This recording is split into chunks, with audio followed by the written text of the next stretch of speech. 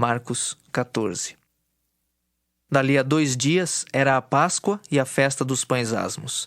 E os principais sacerdotes e os escribas procuravam como o prenderiam à traição e o matariam. Pois diziam: não durante a festa, para que não haja tumulto entre o povo. Estando ele em Betânia, reclinado à mesa em casa de Simão o leproso, veio uma mulher trazendo um vaso de alabastro com preciosíssimo perfume de nardo puro. E quebrando o alabastro, derramou o bálsamo sobre a cabeça de Jesus. Indignaram-se alguns entre si e diziam: para que este desperdício de bálsamo? Porque este perfume poderia ser vendido por mais de 300 denários e dar-se aos pobres. E murmuravam contra ela. Mas Jesus disse: deixai-a.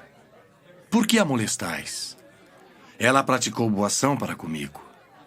Porque os pobres sempre os tendes convosco, e quando quiserdes, podeis fazer-lhes bem. Mas a mim nem sempre me tendes. Ela fez o que pôde. Antecipou-se a ungir-me para a sepultura.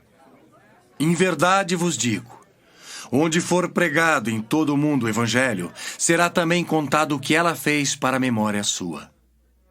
E Judas Iscariotes, um dos 12, foi ter com os principais sacerdotes para lhes entregar Jesus. Eles, ouvindo, alegraram-se e lhe prometeram dinheiro. Nesse meio tempo, buscava ele uma boa ocasião para o entregar. E no primeiro dia da festa dos pães asmos, quando se fazia o sacrifício do cordeiro pascal, disseram-lhe seus discípulos: onde queres que vamos fazer os preparativos para comeres a Páscoa? Então enviou 2 dos seus discípulos, dizendo-lhes: ide à cidade e vos sairá ao encontro um homem trazendo um cântaro de água. Seguiu e dizei ao dono da casa onde ele entrar que o mestre pergunta: onde é o meu aposento no qual hei de comer a Páscoa com os meus discípulos? E ele vos mostrará um espaçoso cenáculo mobiliado e pronto. Ali fazei os preparativos. Saíram, pois, os discípulos, foram à cidade e, achando tudo como Jesus lhes tinha dito, prepararam a Páscoa. Ao cair da tarde, foi com os 12. Quando estavam à mesa e comiam, disse Jesus: em verdade vos digo que um dentre vós, o que come comigo, me trairá. E eles começaram a entristecer-se e a dizer-lhe um após outro: porventura, sou eu? Respondeu-lhes: é um dos 12 o que mete comigo a mão no prato. Pois o Filho do Homem vai, como está escrito a seu respeito. Mas ai daquele por intermédio de quem o Filho do Homem está sendo traído. Melhor lhe fora não haver nascido. E enquanto comiam, tomou Jesus um pão e, abençoando-o, o partiu e lhes deu, dizendo: tomai, isto é o meu corpo. A seguir, tomou Jesus um cálice e, tendo dado graças, o deu aos seus discípulos, e todos beberam dele. Então lhes disse: isto é o meu sangue, o sangue da nova aliança derramado em favor de muitos. Em verdade vos digo que jamais beberei do fruto da videira, até aquele dia em que eu hei de beber novo no reino de Deus. Tendo cantado um hino, saíram para o Monte das Oliveiras. Então lhes disse Jesus: todos vós vos escandalizareis porque está escrito: ferirei o pastor e as ovelhas ficarão dispersas. Mas depois da minha ressurreição, irei adiante de vós para a Galileia. Disse-lhe Pedro: ainda que todos se escandalizem, eu jamais. Respondeu-lhe Jesus: em verdade te digo que hoje, nesta noite, antes que 2 vezes cante o galo, tu me negarás 3 vezes. Mas ele insistia com mais veemência: ainda que me seja necessário morrer contigo, de nenhum modo te negarei. Assim disseram todos. Então foram a um lugar chamado Getsêmani. Ali chegados, disse Jesus a seus discípulos: assentai-vos aqui, enquanto eu vou orar. E levando consigo a Pedro, Tiago e João, começou a sentir-se tomado de pavor e de angústia. E lhes disse: A minha alma está profundamente triste até a morte. Ficai aqui e vigiai. E adiantando-se um pouco, prostrou-se em terra e orava para que, se possível, lhe fosse poupada aquela hora. E dizia: Abba, Pai, tudo te é possível.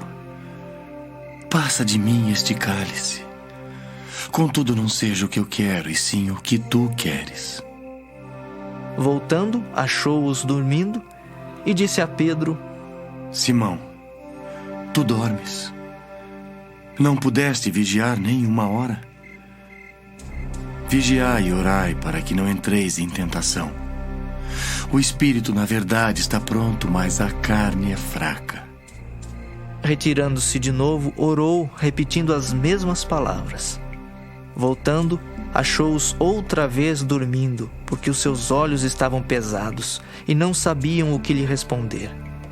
E veio pela terceira vez e disse-lhes: Ainda dormis e repousais? Basta. Chegou a hora. O Filho do Homem está sendo entregue nas mãos dos pecadores. Levantai-vos, vamos. Eis que o traidor se aproxima.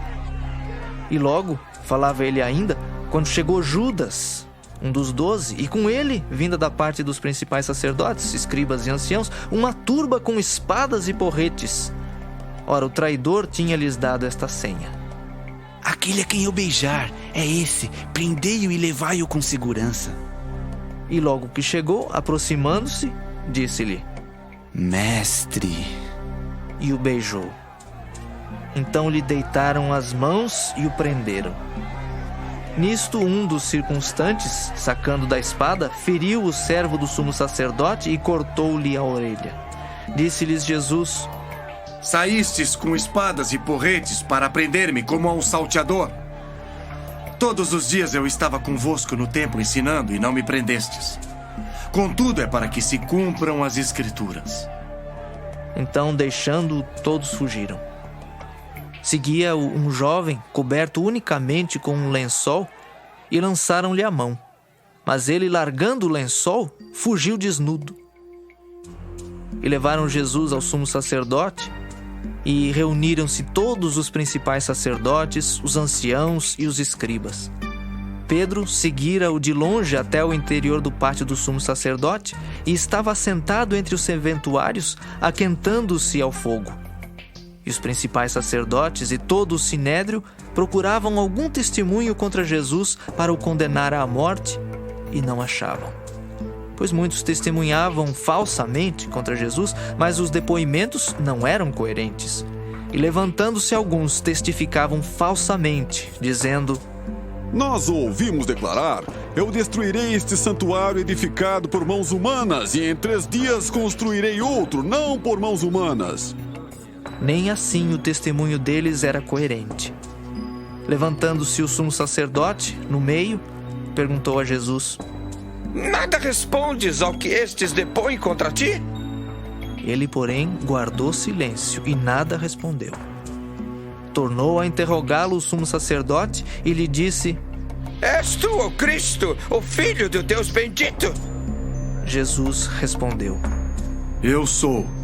E vereis o Filho do Homem assentado à direita do Todo-Poderoso e vindo com as nuvens do céu. Então o sumo sacerdote rasgou as suas vestes e disse: Que mais necessidade temos de testemunhas? Ouvistes a blasfêmia? Que vos parece? E todos o julgaram réu de morte. Puseram-se alguns a cuspir nele, a cobrir-lhe o rosto, a dar-lhe murros e a dizer-lhe: Profetiza! E os guardas o tomaram a bofetadas. Estando Pedro embaixo no pátio, veio uma das criadas do sumo sacerdote e, vendo a Pedro, que se aquentava, fixou-o e disse: Tu também estavas com Jesus, o Nazareno. Mas ele o negou, dizendo: Não o conheço, nem compreendo o que dizes. E saiu para o alpendre, e o galo cantou. E a criada, vendo, tornou a dizer aos circunstantes: Este é um deles. Mas ele outra vez o negou. E pouco depois, os que ali estavam disseram a Pedro: verdadeiramente és um deles, porque também tu és Galileu. Ele, porém, começou a praguejar e a jurar, Não conheço esse homem de quem falais. e logo cantou o galo pela segunda vez. Então Pedro se lembrou da palavra que Jesus lhe dissera: antes que 2 vezes cante o galo, tu me negarás 3 vezes.